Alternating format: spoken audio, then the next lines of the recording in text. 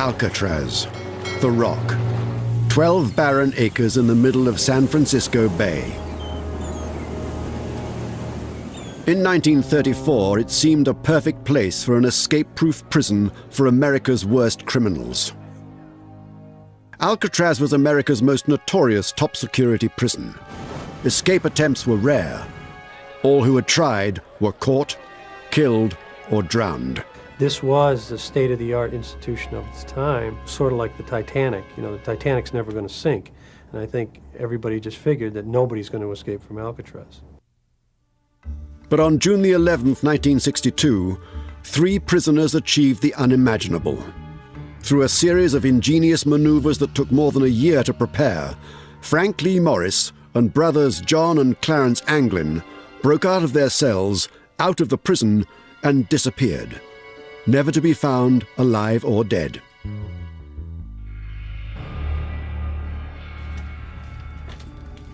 It's still a mystery whether they survived or drowned. Some say they are living. Sightings have been reported in southern Georgia, in Florida, and South America. The case is still open some 40 years later. Their story began on August the 11th, 1934, when the old military prison located on Alcatraz Island was reopened as a federal penitentiary. Alcatraz is ready. Machine Gun Kelly, just sentenced to life imprisonment, will be among the first tenants. They were going to put the bad, the worst there. So it was supposed to be an escape-proof facility. The men that were kept at the Alcatraz facility of the Bureau of Prisons were those who had made numerous escapes or escape attempts from other facilities.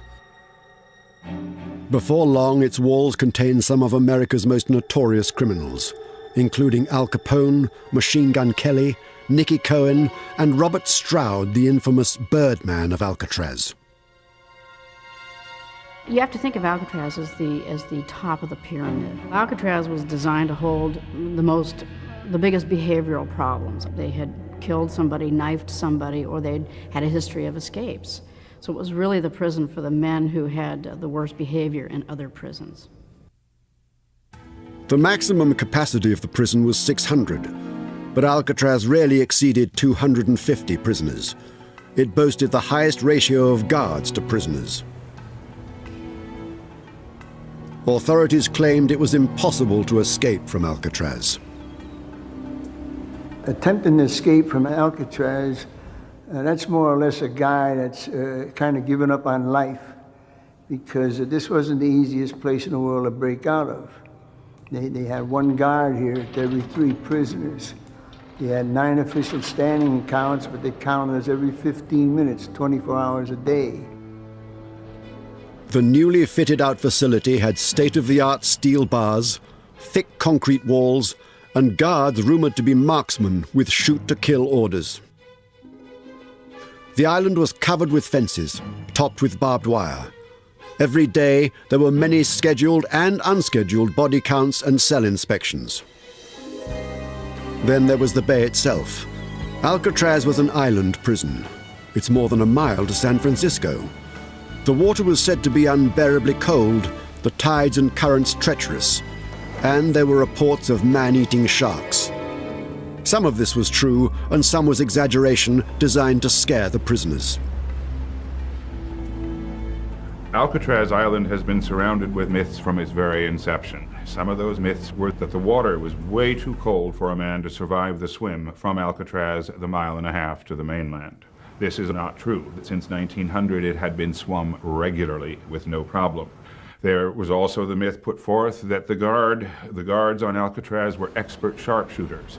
Many of them were not sharpshooters at all. The Bureau of Prisons announced publicly that San Francisco Bay was filled with great white sharks, which of course eat human beings. There are no great white sharks in San Francisco Bay, and there never have been. Despite this propaganda, escape attempts were made. 1,576 prisoners went through Alcatraz during its tenure as a federal prison. Of that large number of men, there were only 14 escape attempts of which we are aware, and 36 men who tried to escape. None of those men succeeded. Some died violently, some were shot to death, most were recaptured. Some attempts were mad dashes to freedom, some involved terrible violence, some were hopelessly inept, but they all failed. Until Frank Morris and brothers John and Clarence Anglin came along. Both Morris and the Anglin brothers had been in and out of jail since they were teenagers. Robert Anglin is John and Clarence's brother. They started off as pretty young kids, I would say 8 or 10 years old. And they would pick up things in stores. I guess it would be petty larceny. John and Clarence Anglin were always in trouble, always stealing together, always planning and organizing their burglaries. They had to go to the reformatory school for that for maybe a couple of years. And they had broke out of one right after another. They couldn't keep them in them. Yeah. They committed a bank robbery with a toy pistol and were caught. You don't go around robbing banks with toy pistols, you get killed. When they were caught, they threw the book at them. They wound up with 30+ years for sentences. John William Anglin was doing his time at the Federal Penitentiary at Leavenworth, Kansas. When he tried to escape, he was transferred to Alcatraz in the autumn of 1960. He was 30 years old. The following January, Clarence Anglin, a year younger than his brother, followed him from Leavenworth to the Rock. Frank Morris came from a very tragic background. Mother, father abandoned him, drifted into crime, wound up in various state prisons, including Florida's. Frank Morris was serving a 14-year sentence for bank robbery at the Federal Penitentiary in Atlanta, Georgia, when in January 1960 he was transferred to Alcatraz. In the spring of 1961, these men first hatched their plan to break out.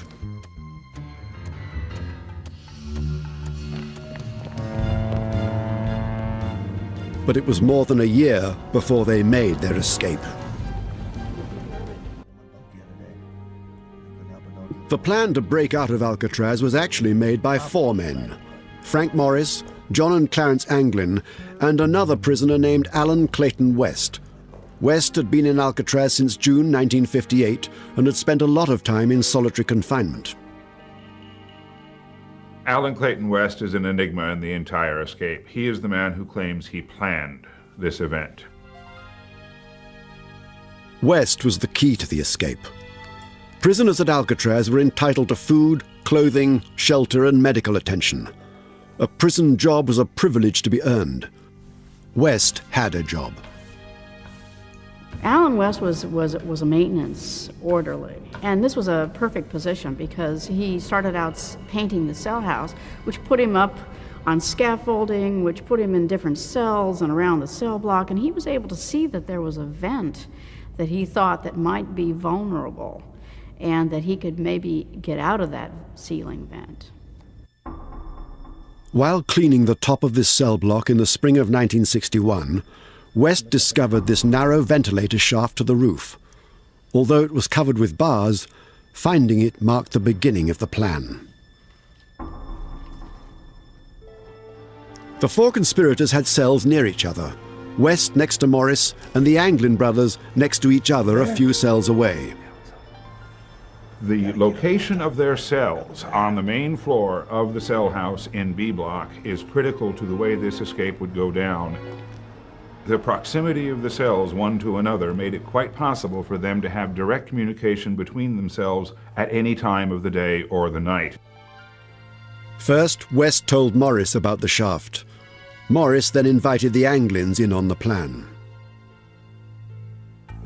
It became a tale of remarkable ingenuity, patience, and luck, with necessity as the mother of their many inventions.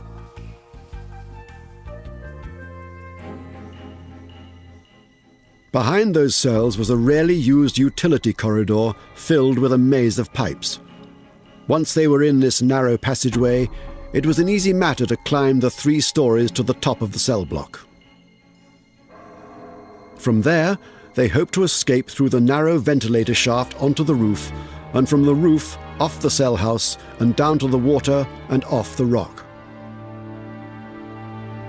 But first, they had to find a way out of their cells. The only way they could get into the utility corridor, which was behind their cells, was to excavate, that is, make bigger, the vents that already existed in the back of each cell.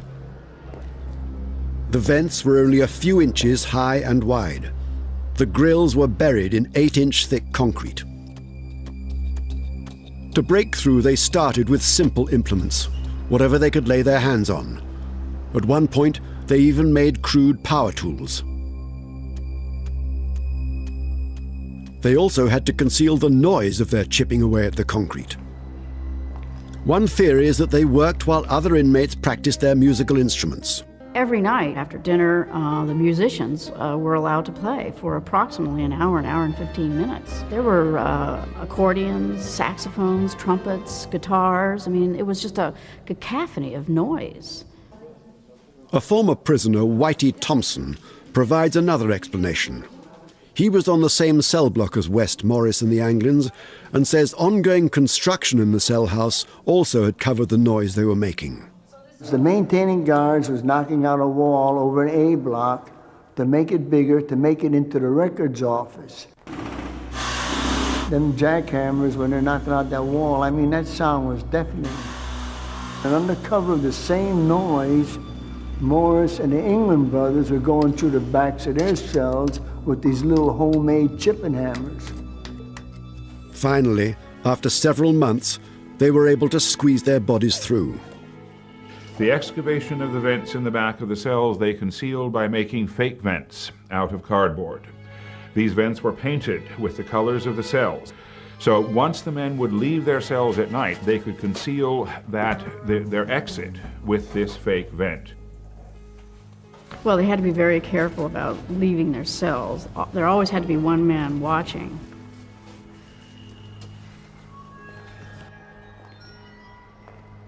They simply had 2 men and 2 men, Morris and West and the Anglin brothers, and one of them would watch while the other one would dig.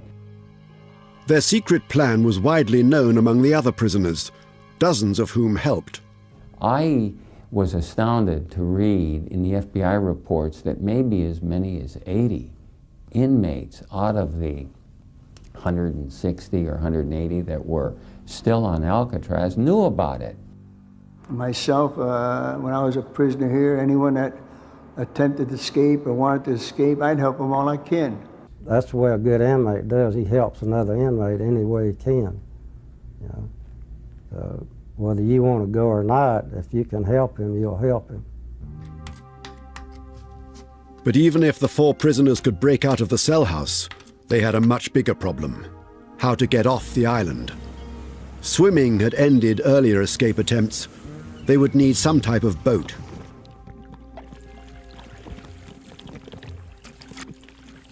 They found the solution in the prison library. In this issue, a popular mechanics magazine still kept in the Alcatraz archives, the men found an article explaining how to construct life jackets and an inflatable raft.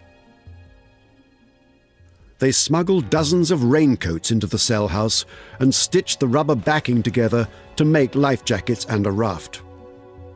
A lot of the help that they received is what you call mule work. People carrying items back and forth from industries or from the dock or from various details, hiding things, passing them on to the next person. So there was quite a bit of that going on. They needed a place to hide these tools and a place to build their raft. Their only choice was on the top of the cell block, in plain sight of one of the guard stations. This challenge led to their most ingenious deception. One of the most controversial aspects of this escape, and this was hidden from the general public until the early 1990s, was the fact that a part of the cell house was blocked off from view by between 40 up to as many as 80 blankets. Alan Clayton West is the one who pulled this stunt, the biggest trick of this entire escape. West convinced the guards that to prevent dust and paint from splattering on the floors below, while he cleaned and painted the top of the cell block, he had to hang blankets. Damn it, West! Of course, the real reason to hang blankets was to conceal their work on the escape. They were able to follow through with their escape because of the incompetence of the security. No question about it. Can you imagine being able to put up blankets on top of a cell house so that no one could see what was going on behind those blankets? Unbelievable. The guards allowed the blankets to hang for more than 2 months. To fool the guards while they worked on top of the cell block, they constructed dummy heads to pass the nightly head counts. These are the actual heads they made, carefully preserved in the prison archives and rarely seen. People wonder, where did they get this material to make a mask? Everything was already in that cell. You take soap, mix it into a paste. You take toilet paper and mix it into mache, mix the concrete dust from the concrete, the dust you accumulate from under your bed, the soap and the toilet paper, combine it all together and you can make a terrific mask. Whitey Thompson provided an essential ingredient. I'm the artist that showed Frank Morris how to mix the color of flesh tone for them dummy heads. To make the heads as realistic as possible, they covered them with human hair. Clarence Anglin was working in the barber shop at this time, and he would leave at the end of the workday, returning to his cell, carrying real human hair in his pockets. After many months of preparation, the last part of the plan, making the raft, was nearing completion. The 4 prisoners were counting the days to their breakout from Alcatraz, the inescapable prison. In early June 1962, gradually, piece by piece, the last tools and parts of the raft were smuggled into the cell block. The time to make their move was near. If you're looking at great escapes, the Alcatraz escape was one of the best. I mean, very ingenious. They used every little tool that they could find. It really was quite a study just to see how they were able to get out of the rock, and just escaping from Alcatraz itself was quite a feat.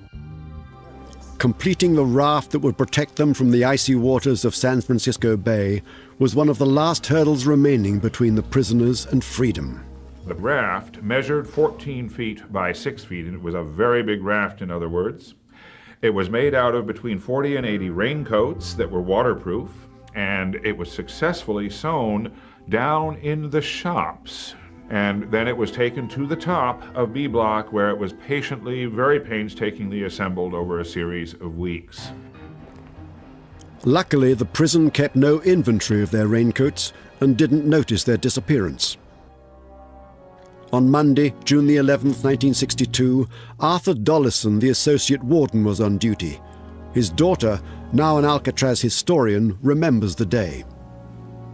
I was a 15-year-old kid. We had moved back to the island because my father became the associate warden. And beginning about the 1st of June, Warden Blackwell went on a vacation. And my father became the acting warden, and he was still acting warden when Morris and the Anglins left. And the night of the escape, we were all watching television down in our apartment on the island. After lights out at 9:30 p.m., the 4 prisoners began their escape.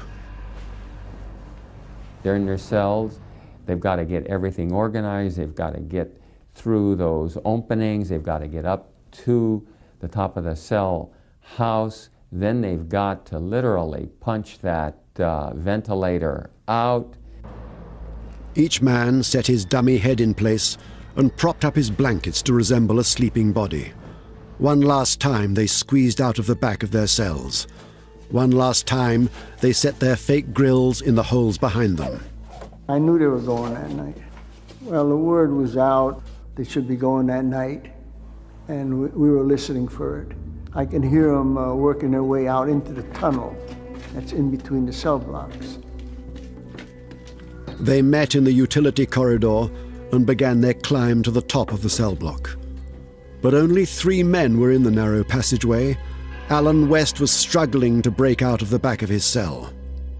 He couldn't get through his opening. There was a steel bar that he hadn't anticipated. West had never fully excavated the vent hole. I could hear him going up, climbing on the plumbing towards the ceiling of the cell block. And while they were going up, one of them dropped the bar. I heard it fall, cling, clang, bang, hitting all them pipes as it fell all the ways down. And when you've been in prison a long time, you get to know every single sound in prison. We heard that bar fall. It just jumped right out. And the moment it fell and I could hear it, I looked over to the gun rail at the guard over there, and he didn't bat an eye. I know he heard that sound, but he didn't bat an eye. Whitey is not the only one to question that the guards knew about the escape and did nothing to stop it. When we went out there to visit Alcatraz, they showed us the route they took, you know, in between the walls where all the plumbing was. And I don't know how they could do all of that without, you know, somebody hearing it, the noise. They met on top of the cell block, where the hanging blanket still hid them while they completed the raft. The Anglin brothers were finishing up the raft because the top of the cell block was the only place where you could actually make a raft because it was big and it needed a big space to build. So they were all working up there until the last minute. Meanwhile, West worked furiously to free himself, but time was running out. Frank Morris and the Anglin brothers couldn't afford to wait. They had to leave West behind. They had always known, and they had always said among themselves, if you're not ready to go, we're going.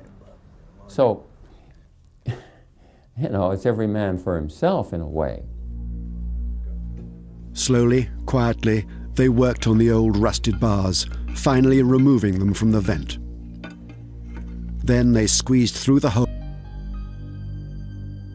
Once they got up on the roof, I could hear the muffled sound of them going across that roof, like a muffled sound, almost like a little vibration, but you could feel it and as well as hear them going across that roof. And as they went across the roof, every night on Alcatraz, hundreds of seagulls settled down on that roof. And when they went across that roof, these seagulls took off. They're squawking and they're raising hell up there. I don't know how these guys couldn't help but hear it. The three men sped across the 300-foot roof and climbed down the 5-story building. Once on the ground, they cut their way through 2 8-foot fences topped with barbed wire and made their way past the water tower and down a grassy hill, all unseen by the guards in their towers. And there was found an imprint of a raft measuring 14 feet by 6 feet, and the men had obviously gotten in this raft and gotten off the island. Eventually, West was able to break out of his cell. He scrambled through the ventilator shaft onto the roof, but he was too late. The others had gone. The man who came up with the original escape plan waited on the roof until dawn, when he returned to his cell in despair.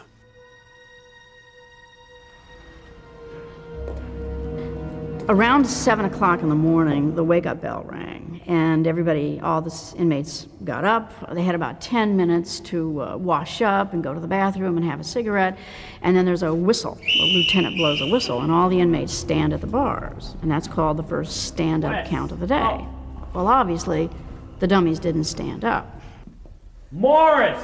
When neither Anglin brother nor Frank Morris stood up in their cells, the guards had to investigate.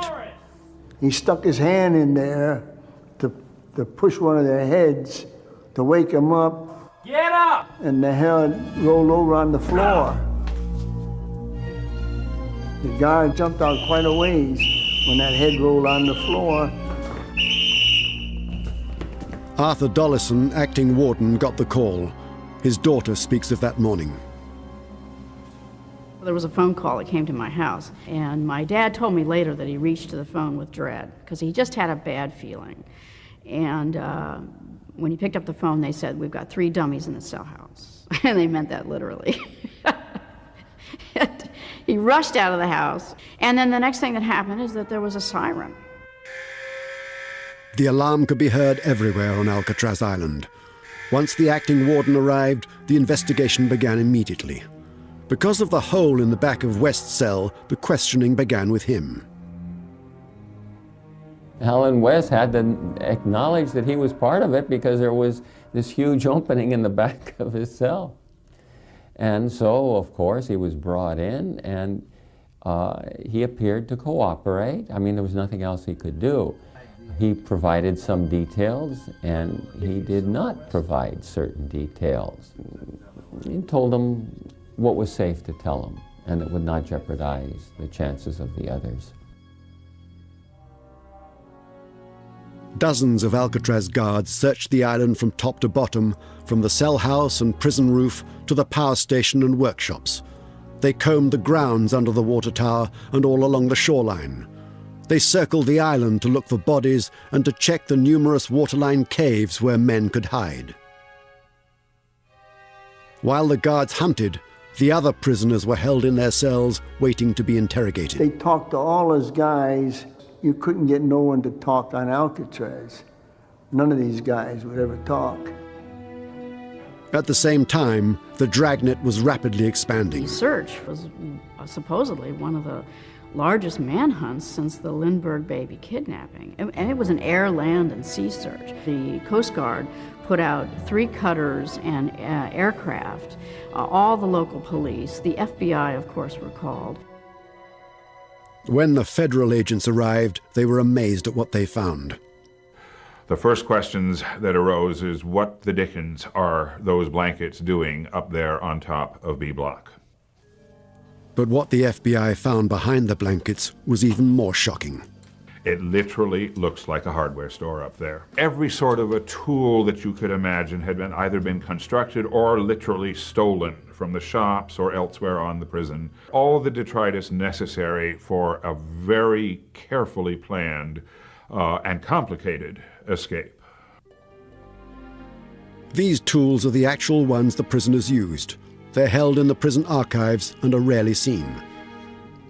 In addition to all this equipment, the search turned up some clues to help piece together the true story. Well, we know that the men actually built 2 rafts. One of them was found, apparently left behind for Alan Clayton West. It was a smaller raft. It was not so well built. There was a life preserver left on top of the cell block. There was a paddle left on top of the roof. The life preserver that was found on top of the cell block was West's.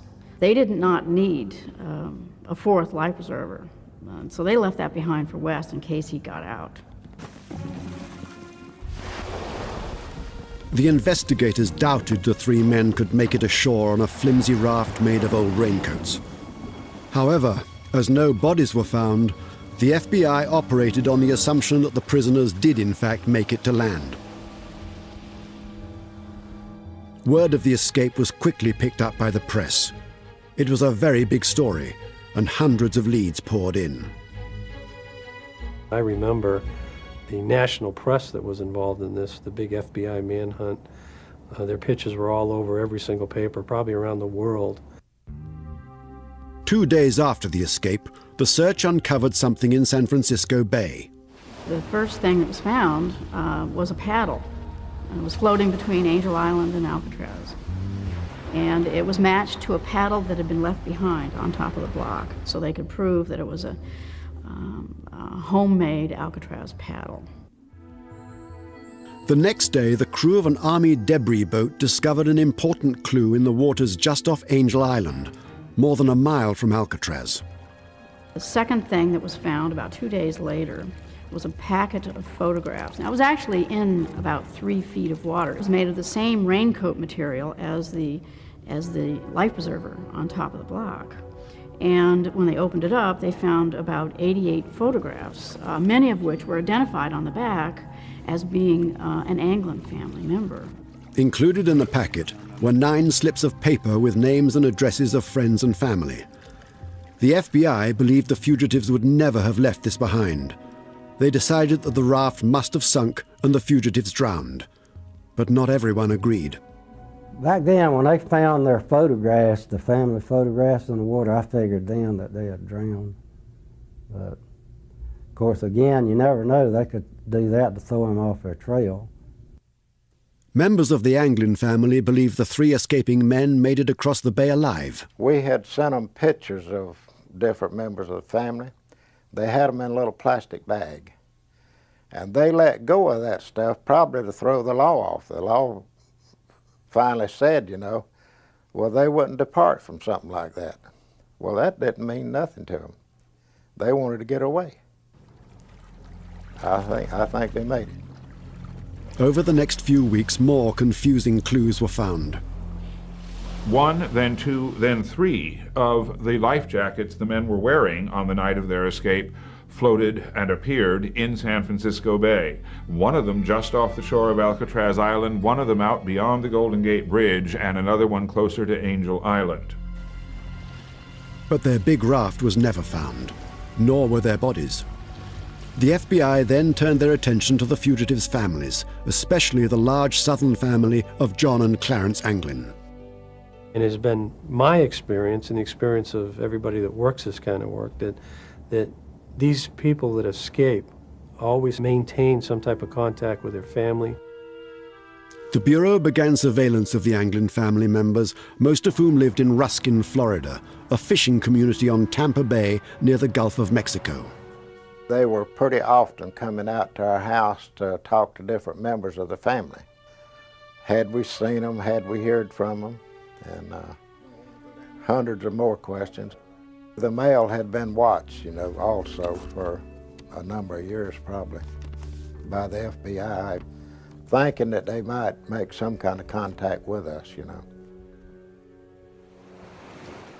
For 15 years, the FBI searched for Frank Morris and John and Clarence Anglin, chasing leads in America and abroad. They continued to watch family members.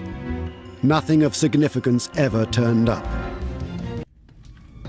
15 years after the Anglin brothers and Frank Morris escaped from Alcatraz, the FBI still had not found them or their bodies. In 1977, the U.S. Marshals took over the search. One of our significant core missions in the Marshal Service is our fugitive apprehension program. And that basically is we look for individuals that are wanted by the federal court. Those that have escaped, that's our bread and butter, that's what we've been doing for years now. But could men like these really avoid capture for 40 years and disappear without a trace? Frank Morris and the Anglin brothers had such a criminal history going back to their childhood, and many, many escapes and escape attempts. They got in and out of trouble of all kinds of reasons during their entire lives. So the question has always arisen in my mind, could these 3 individuals get away and stay out of trouble for all these many years since then? Once you escape from Alcatraz, you go underground, and that's it for the rest of your life. You simply become part of the woodwork. You're ordinary. Sightings of the fugitives and leads to their whereabouts trickle in to this day. A lot of phone calls, a lot of leads. Some were good and some were the typical one where I just saw somebody who looks like him in a 7-Eleven. Or I saw somebody passing me by in a vehicle, but there were a couple, 2 or 3 real good ones that we ended up following up. This mystery has hung around for 38 years, and people being as they are, they cheer for the underdog, and I'm sure a lot of people think, are wishing and hoping that they did make it out, and we're just wishing and hoping that we will find the answer to that question. Many believe the raft deflated and the convicts had to swim for their lives. They were old, Navy issue, raincoats. I have to think that the raft started to break up almost immediately, and they started to sink, and they were forced to put on their life jackets, and they were fighting cold, cold water with all of their clothes on. The government's position is that the escaping prisoners probably drowned in the bay, but others argue they have no hard evidence of this. The Bureau of Prisons, to this day, will tell you that they drowned. But there's no proof that they drowned. Police officers will admit that anytime there's a drowning, those corpses usually wind up on the shores. For 3 to not wash up anywhere tells me they definitely made it. My belief is that somebody was waiting out in the water in a boat, and I believe that they made their escape that way. The raft was never found, and I would go back to the fact that the raft, having never been found, along with no body's been found, that raft was taken on the boat that met them and picked them up. This theory maintains that a boat was arranged by another prisoner at Alcatraz, a former mob boss from Harlem, Ellsworth Bumpy Johnson. Bumpy Johnson was the type of guy that would have helped any way he could. He was that type of person. He was anti-police, anti-establishment. Bumpy Johnson had connections. If Bumpy did that, then I would say, yeah, they got away. It was illegal for a non-authorized boat to get within several hundred yards of Alcatraz. However, official police records confirm that there was a boat between Alcatraz and Angel Island on the night of the escape. There is some official evidence to suggest that a boat was out there. Robert Cecchi was a San Francisco policeman on duty that night, and he would report later to his supervisor that he did see at 1 o'clock in the morning a boat standing silent off the shore of Alcatraz. After a period of time, its motors were re-engaged, the lights came back on, and the boat went right out sailing through the Golden Gate and disappeared. The authorities believe that if the fugitives survived, it's likely they fled the country, first to Mexico and then possibly to South America. These men had studied Spanish while they were in prison during the course of the 9 months they planned this escape. The men did plan from the very beginning to escape down to South America, where they figured they would be fairly secure from discovery. A search of Alan West's cell turned up a map of Mexico torn out of a road atlas. The question has been asked many times about just where did these 3 individuals go after they escaped. Brazil would be one of those countries that you could go to and there's no extradition. A lot of criminals who have gone to Brazil to escape American authorities in the past. The marshals had good reason to suspect that this is exactly what Morris and the Anglins did. Another individual out in Texas came up with information that her grandfather had pointed out to her one of the individuals who had escaped successfully from Alcatraz and was looking for paperwork to get out into a foreign country.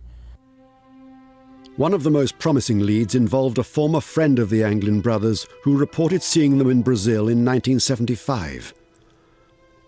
Art Roderick was directly involved in the investigation and interviewed the informant himself. This one seemed to be pretty good based on the fact that he had known them previously and wasn't just identifying them off, the pictures that we had. So those are always the best leads, friends or family members. There was a lead that was chased down in Brazil. We were told again by a tipster that they had in fact seen these individuals at a bar in Brazil. We pursued that to the point where a deputy did in fact go to Brazil and find this bar and did some interviews down there without any results. In 1989, a promising lead started one of the most peculiar escapades in the continuing manhunt. The informant was a woman the authorities called Kathy. There were anonymous tips called in, and one of those was forwarded to our office here in Tallahassee. It was with a description of where a house and a trailer located outside of Marianna, Florida, was located. That there were 2 people living there that was believed to be Anglin and possibly Frank Morris. Marianna is in northern Florida, near the Georgia and Alabama state lines. For several weeks, U.S. Marshal Mac McClendon drove around back roads hunting for the fugitives. That lead led us through half the county, and we did not find the place we were looking for. The individual who provided these anonymous tips had knowledge that most people would not know unless they were familiar with the case, familiar with the Anglin brothers. In spite of all the tip-offs and searching, they have never found the fugitives. Some cite a great deal of circumstantial evidence suggesting the fugitives survived. Over the years, the Anglin family has received numerous unexplained letters and postcards, especially at birthdays and holidays. And every Mother's Day until her death, John and Clarence's mother received flowers from an anonymous source. There have been other incidences, mysterious telephone calls that have persisted from 1962 all the way to this very day. And then there's the story of the funerals of the Anglin parents. These may just be rumors, but they're widely told and believed. In 1973, their mother died.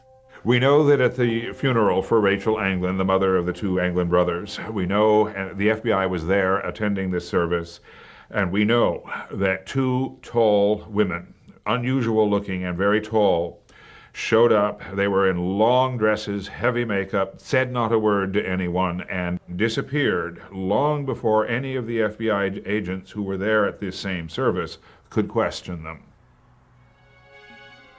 If Frank Morris and the Anglin brothers were still alive today, what would they look like?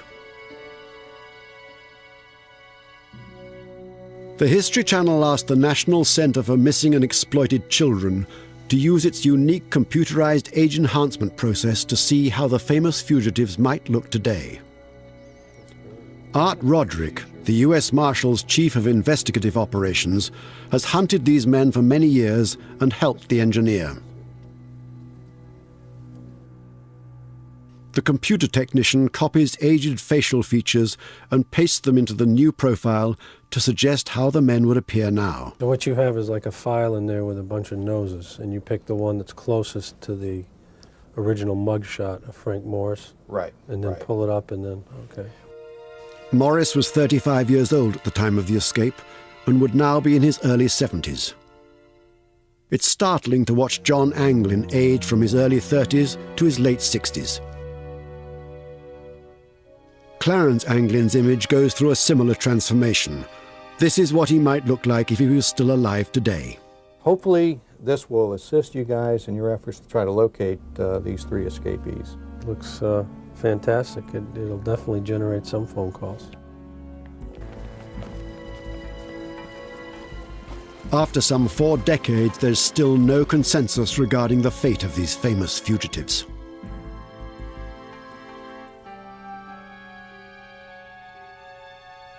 It's difficult to speculate, and I hate to say that they didn't make it, because as soon as I say that, sure enough, they'll turn up a week later. But more than likely, I don't think they made it out of the water to the other side. For those people who insist they drown, I respond by saying they haven't done their homework. They don't know what these boys were really like. They were not going to drown. Personally, I think their bones are still out in that bay. I'd love to sit here and tell you that they made it. I knew these guys. I'd love to tell you that, but if I did, I'd be lying to you. Only months after their 1962 escape, Attorney General Robert Kennedy announced the closure of the prison on Alcatraz Island. The remaining inmates were transferred to other institutions.